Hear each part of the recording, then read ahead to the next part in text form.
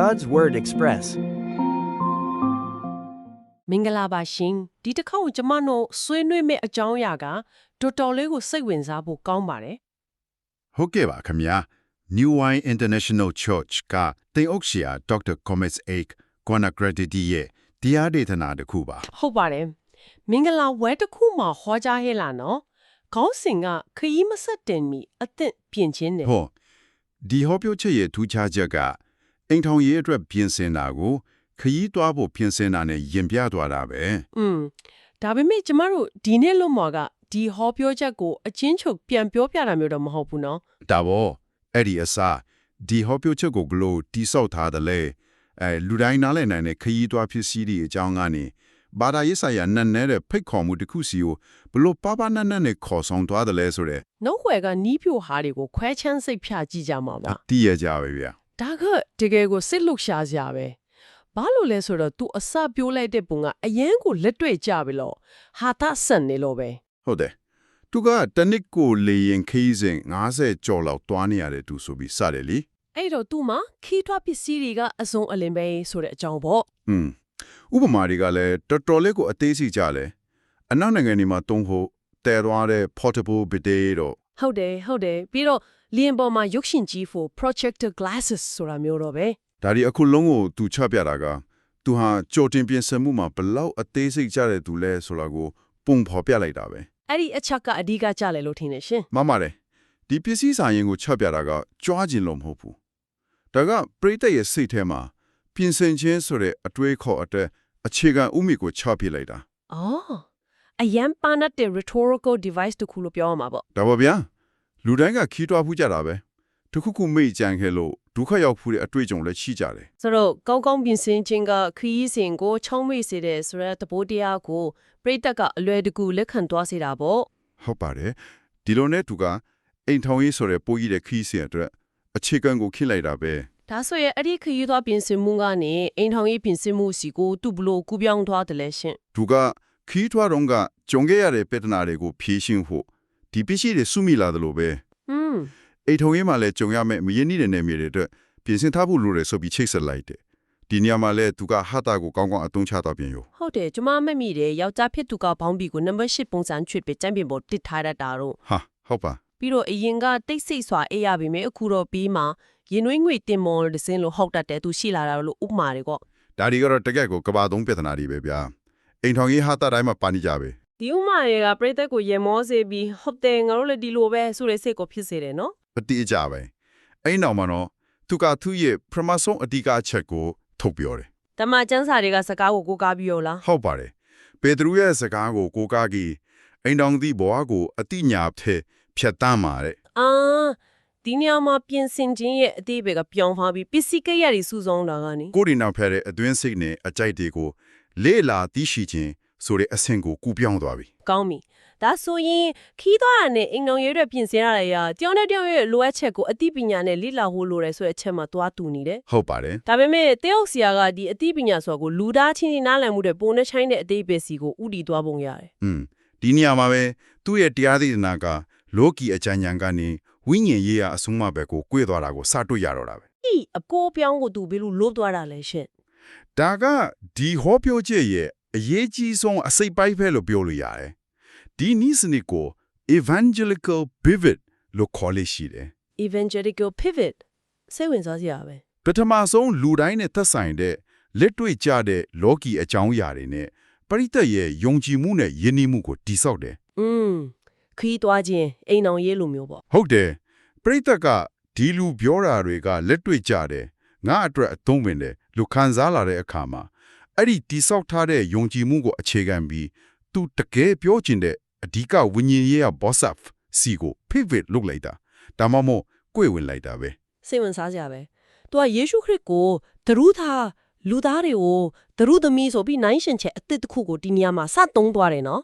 ဟုတ်ပါတယ် ဒါပဲမင်္ဂလာဆောင်ကိုမလာတဲ့ခရစ်ယာန်ဟောမောက်တဲ့အဲ့ဒီရီတွေဒီလိုဘာသာရေးဘက်ကိုယူတရက်ကြီးကူးပြောင်းသွားတာကသူတို့ကိုအနေခတ်သွားစေနိုင်မလားဘေးတန် switch လို့မျိုးရောမဖြစ်နိုင်မလား ဖြစ်နိုင်ပါတယ်ဒါပေမဲ့သူကဒီအကူပြောင်းကိုချောမွေ့အောင်လုပ်ဖို့ဂျာကန်တတာတစ်ခုကိုထပ်သုံးသွားတယ် အဲ့ဒါကဘာများလဲ အဲ့လာကတော့ပြည့်စုံတဲ့အတ္တတာသို့မဟုတ်ထိုင်းလို chiviti crop body bone ဆိုတဲ့သ သဘောတရားပဲ အော် သူကလောကရဲ့အောင်မြင်မှုကစစ်မှန်တဲ့ပျော်ရွှင်မှုနဲ့ပြည့်စုံမှုကိုမပေးနိုင်ဘူးဆိုတာကိုတတ်တယ်ပြဖို့တန်တရားပိုင်းတဲ့တထေးတရားရှေရရာဈေးနဲ့ကြတာနဲ့ကိုတတ်တယ်သွားတဲ့ဥပမာကိုပြောပြတယ် ဒီကနေ့တဆင့်သူကလူတွေဟာပိုက်ဆံအောင်မြင်မှုတွေထက်ပိုနေချိုင်းနဲ့ပြည့်စုံမှုကိုရှာဖွေနေကြတာဆိုတဲ့အချက်ကိုမိမောင်းထိုးပြလိုက်တာပေါ့ အထီးကျပဲသူကအိမ်ထောင်ရေးမှာတယောက်ကိုတယောက်နားလေပေးခြင်းကပျော်ရွှင်မှုကိုပေးနိုင်မယ်အဲ့ဒီတက်ပိုးတဲ့အပြည့်စုံဆုံးအသက်တာကိုတော့ဒီသရိုသားထစ်တဲ့ယေရှုကပဲပေးနိုင်တယ်ဆိုတဲ့လမ်းကြောင်းစီကိုဆွဲခေါ်သွားတာ ဒါကြောင့်ဒီအခုပြောင်းကယူရီကြီးလို့ထင်ကြပေမဲ့တကယ်တော့အဆင့်ဆင့်တိဆောက်ထားတာကို ဟုတ်တယ်လက်တွေ့ကြပြင်ဆင်မှုဆိုတော့ gadgets တွေကနေစစိတ်ပိုင်းဆိုင်ရာပြင်ဆင်မှု အင်ကြောင်ဖက်ကိုနားလဲခြင်းပေါ့ အဲ့ဒီကနေဝิญဉ်ရေးရာပြင်ဆင်မှုစစ်မှန်တဲ့ပြည်စုံမှုကိုရှာဖွေခြင်းဆိုပြီးအဆင့်ဆင့်တက်သွားတာ ဒီဟောပြောချက်မှာနောက်ထပ်အကောင်းတဲ့အချက်တစ်ခုကအာရှယဉ်ကျေးမှုမှာတော်တော်လေးအမြင့်တွယ်နေတယ်။ကန်ဂျာမာဒါမှမဟုတ်ကမ်ဘွေဆိုတဲ့အယူအဆကိုတိုက်ရိုက်ကင်တွင်သွားတာပဲ ဟုတ်တယ်ဒါကတော်တော်လေးတက်တိရှိတယ်လို့ရလို့ပြောရမယ် ။ဘာလို့လဲဆိုတော့ဒီအကြောင်းအရာကလူတွေအနက်ဆိုင်ဆုံးယုံကြည်မှုတွေကြောက်ရွံ့မှုတွေလည်းတိုက်ရိုက်တက်ဆိုင်နေလို့ပဲ ဒါကသူ့ရဲ့ knee view ဟာရဲ့တစ်စိတ်တစ်ပိုင်းပဲသူကပရိသတ်ရင်ဆိုင်နေရတဲ့အကြီးမားဆုံးပြဿနာတစ်ခုကိုဖော်ထုတ်ပြလိုက်တာကံကြမ္မာဝိကျွေးဆိုတော့မလွဲလျှော့နိုင်ဘူးဆိုတဲ့အတွေ့က ။လူများစုအတွက်စိတ်ဖြစ်စီမှုနဲ့မျောလင်းချက်မဲ့မှုကိုဖြစ်စေနိုင်တယ်လေ ဒါပေါ့ဒီပြဿနာကိုသူကထုတ်ပြပြီးတဲ့နောက်မှာတော့သူ့ရဲ့အဖြေကိုတင်ပြဖို့လမ်းစာပွင့်သွားပြီ ။အဲ့ဒီအဖြေကိုတတ်သိပြဖို့အတွက်သူကကိုတွေ့ဇလန်းဒီကိုတုံးသွားတယ်နော်။သူ့ရဲ့ဘတ်စကတ်ဘောစားသမားဘဝကညားဘက်ခြေထောက်ပဲခဏဒဏ်ရာရတဲ့အကြောင်း ဟုတ်တယ်ဒါကိုသူငယ်ငယ်ကဘယ်စိတ်ချတော့ချိုးခဲ့တဲ့ဝိကျွေးလို့ထင်ခဲ့တဲ့အကြောင်းကိုရဲစရာနော်ပြီးပြောသွားတယ် ဒီလိုကိုကြီးကိုတာဇလန်ဒီတုံးတာကဘလောက်ထိအစွမ်းထက်တယ်လေရှင် ဒါစိတ်ပညာမှာ power of testimony တို့မဟုတ်တတ်သိခန့်ချက်ရဲ့စွမ်းအောင်လို့ခေါ်တဲ့အချက်ကိုအသုံးချတာပဲလူတွေကအချက်လက်တွေ theory တွေထက်ပုံပြင်တွေကိုပို့ပြီးယုံကြည်လွယ်တယ် အထူးသဖြင့်စိတ်ခံလာမှုနဲ့ချိတ်ဆက်ထားတဲ့ပုံမြင်တွေပေါ့ မှန်ပါတယ်ဝိကျွေးဆိုတဲ့စိတ်တကြဆန်တဲ့ဥယူဆတစ်ခုခုကိုယ်တိုင်ခံစားခဲ့ရတဲ့ခြေထောက်တန်ရနဲ့ချိတ်ပြလိုက်ကြောနားထောင်သူအတွက်ချက်ချင်းလက်တွေ့ကြသွားတယ် ငါလည်းဒီလိုမျိုးအကြောင်းရင်းမသိတဲ့ဒုက္ခတွေခံစားမှုတဲ့ဆိုတဲ့စာနာမှုကိုဖြစ်ပေါ်စေတာပေါ့ ဒါပေါ့ဗျာ သူ့ယောခမရဲ့ခြေဖွာဝါနာလာရှိယောဂပျောက်ကင်းသွားတဲ့ဇလန်ကလည်းအလားတူပဲပေါ့နော်စေပညာအရာကုမရဘူးလို့တတ်မှတ်ထားတဲ့ယောဂတစ်ခုကယုံကြည်ခြင်းနဲ့ပျောက်ကင်းသွားတယ်ဆိုတဲ့ဇလန်ကပို့ပြီးတော့အားကောင်းနေတယ် ဟုတ်ပါတယ်ဒီဇလန်ရဲ့ရည်ပဲချက်ကဒီမှာမဖြေရှင်းနိုင်တဲ့ပြဿနာတစ်ခုရှိတယ်ဥပမာကံကြမ္မာဒါမှမဟုတ်ယောဂပြီးတော့ဒီမှာအဖြစ်တစ်ခုရှိတယ်ဆိုတဲ့ ယုံကြည်ခြင်း အဲ့ဒီလိုရှင်းလင်းတဲ့ပုံစံကိုချပြဖို့ပဲဒါကပရိသတ်ကိုမျောလင်းချက်ပေးတယ်သူတို့ရင်ဆိုင်နေရတဲ့ဖြေရှင်းလို့မရဘူးလို့ထင်တဲ့ပြဿနာတွေအတွက်လည်းအဖြေရှိနိုင်တယ်ဆိုတဲ့အတွေ့ကိုမွေးဖွားပေးတယ် ဒီလိုကိုတွေ့ဇလန်ဒရီနဲ့ပရိသတ်ရဲ့စိတ်ခံစားမှုကိုနိုးဆိုပြီးတဲ့နောက်မှာတော့သူကပိုကျပြန့်တဲ့ဥပမာတစ်ခုစီကိုခုန်ကူးသွားပြန်ရော ဟုတ်တယ်ကဘာအစဉ်ဥပမာပေါ့ ကမ္ဘာပေါ်မှာအပျော်ရွှင်ဆုံးနိုင်ငံ9နိုင်ငံရဲ့အလံတွေမှာလဝါကတ်တိုင်ပုံပါနေတဲ့ဖျားတွေအများကြီးကိုးကွယ်တဲ့နိုင်ငံတွေကတော့ရှုပ်ထွေးစီးရဲနေတယ်ဆိုပြီးနှိုင်းယှဉ်ပါတယ် ဒီချက်ကိုတော့သူဟောပြောချက်ထဲမှာပါတဲ့အတိုင်းပဲကျွန်တော်တို့ကတင်ပြတာဖြစ်ပြီးအချက်လက်မှန်ကိုတော့သုံးသပ်မမို့ပါဘူး ဟုတ်ကဲ့ရှင်ဒီနေရာမှာအချက်အလက်မှန်ထပ်ဖို့အရေးကြီးတာကဒီလိုပြောဆိုမှုရဲ့နောက်ွယ်ကရည်ရွယ်ချက်နဲ့နီးပြူဟာပဲလို့ထင်ပါတယ် အတိအကျပဲဒါက big picture view လို့ခေါ်တယ်နီလန်တစ်မျိုးပဲကိုတွေ့ဇလန်တွေနဲ့တူချင်းရဲ့စိတ်ခံစားမှုကိုတိုးထိပြီးတဲ့နောက်မှာကြည့်စင်ဒါကတော်တော်မီဒီမှာအမှန်တရားထိနေလာမဟုတ်ဘူးကဘာအဆင့်မှာတော့အမှန်တရားပဲဆိုတဲ့ခံစားချက်ကိုပေးဖို့ကြိုးစားတာ အော်ဒါပေမဲ့အဲ့ဒါက YouTube ရဲ့အရာတော့နည်းနည်း ဟုတ်ဒါပေမဲ့အဟောပြောချက်တစ်ခုအနေနဲ့တော့ဒါကစိတ်ခံစားမှုကိုအခြေခံပြီးယုံကြည်မှုကိုခိုင်မာစေတဲ့နီလန်တစ်ခုဖြစ်သွားတာပေါ့နော် ဟုတ်ပါတယ်သူပုံဖော်ပြလိုက်တဲ့ပုံရိပ်ကအချက်လက်ထပ်ပေါ်ရေးကြီးသွားတယ် ဒါပေမဲ့ဒီဟောပြောချက်တစ်ခုလုံးရဲ့တိစောက်ပုံကိုပြန်ကြည့်လိုက်ရင်အစနဲ့အဆုံးထိအလွန်ကိုစနစ်တကျစီစဉ်ထားတယ်လို့ပြောရမှာပေါ့ မှန်ပါတယ် ခီးတွားကကြတဲ့နဲ့ပြိသက်ကိုဆွဲဆောင်တယ်အိမ်တော်ရဲ့ကြံပေးပြီးယဉ်နှီးမှုယူတယ် ပြီးတော့ပြည့်စုံတဲ့အသက်တာဆိုတဲ့တက်တာကိုသုံးပြီးဘာသာရေးပတ်ကိုကူးတယ် ကံကြမ္မာဆိုတဲ့လူတွေရဲ့စိုးရိမ်မှုကိုကြိုက်တွေ့ပြီးကိုတွေ့ဇလန်နေနဲ့မျောလင့်ချက်ပေးတယ် န နောက်ဆုံးမှာတော့ကဘာစင်ဥပမာနဲ့သူ့ရဲ့အဆိုကိုခိုင်မာအောင်လုပ်ပြီးတရားဝင်ဖိတ်ခေါ်မှုနဲ့အဆုံးသတ်လိုက်တာပဲဒါကြောင့်ဒီဟောပြောချက်ကပြိတ္တအစုံလင်ကိုဆွဲဆောင်နိုင်ခဲ့တာကို ဒါပေါ်ခရစ်ယာန်ဖြစ်ဖြစ်မဟုတ်ဖြစ်အစားပိုင်းမှာပြောတဲ့ခီးထွားခြင်းနဲ့အိမ်တော်ရဲ့အကြောင်းကလူတိုင်းအတွက်စိတ်ဝင်စားစရာကောင်းပြီးလက်တွေ့ကျနေတယ်လေ အဲ့ဒီကနေနောက်ပိုင်းဘာသာရေးအကြောင်းကိုကူးပြောင်းတဲ့အခါမှာပြိတ္တကသူ့ကိုစိတ်ဝင်စားမှုရှိနေပြီးသားထင်နေပြီ အဲ့ဒီတော့သူပြောချင်တဲ့အဓိကအချက်ကိုထိကြောက်ပြောနိုင်ခဲ့တယ်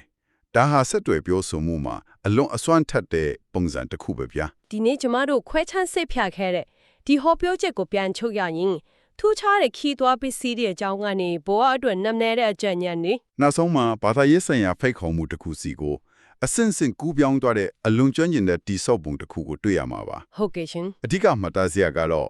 ဒီဟောပြောချက်ကခစ်မီပြီးလူတိုင်းနားလည်နိုင်တဲ့နိုင်ရှိမှုတစ်ခုကိုအသုံးပြုပြီးလက်တွေ့ဘဝအကြံဉာဏ်နဲ့ဘာသာရေးအဆုံးအမတွေကိုအောင်မြင်စွာပေါင်းကူးပေးထားတာပါပဲ ဒါဟာပရိသတ်ကိုနားလည်ပြီးသူတို့ရဲ့ဘဝအခြေအနေနဲ့ကိုက်နေရောဘောစားကြကိုဘလို့ပုံဖော်ရမလဲဆိုတဲ့ကောင်းမွန်တဲ့ဥပမာတစ်ခုလို့ပြောနိုင်ပါတယ်နော် အတိအကျပဲခင်ဗျာ ဒီအကြောင်းအရာကနေစဉ်းစားစရာအတွေးတစ်ခုထားခဲ့ချင်ပါတယ်ရှင်ဒီဟောပြောချက်အရာဘဝရဲ့ခရီးရှည်ကြီးတွေအတွက်တကယ်အသင့်ပြင်ဆင်ခြင်းဆိုတာမှန်ကန်တဲ့ပစ္စည်းကိရိယာတွေကိုယ့်အဖို့ကြောင့်တီးထားယူနဲ့လုံလောက်ရဲလား ဒါမှမဟုတ်ကျမတို့အားလုံးဟာလက်တွေ့ကျတဲ့ပြင်ဆင်မှုတွေထက်ကြော်လွန်ပြီးကိုယ့်ရဲ့အနက်ရှိုင်းဆုံးစိုးရိမ်မှုတွေမျိုးလင်းချက်တွေကိုပါဖြည့်ရှင်းပေးနိုင်မယ့်အရာတစ်ခုခုကိုလိုအပ်နေကြတာလား အဲ့ဒီပြင်ဆင်မှုနှစ်ခုကြာကချိန်ဝင်လဲကိုကျွန်တော်တို့ရဲ့ဘဝခီးမှာဘလို့ညှိယူနေကြတယ်လဲဆိုတော့ စဉ်းစားစရာတစ်ခုပါပဲရှင်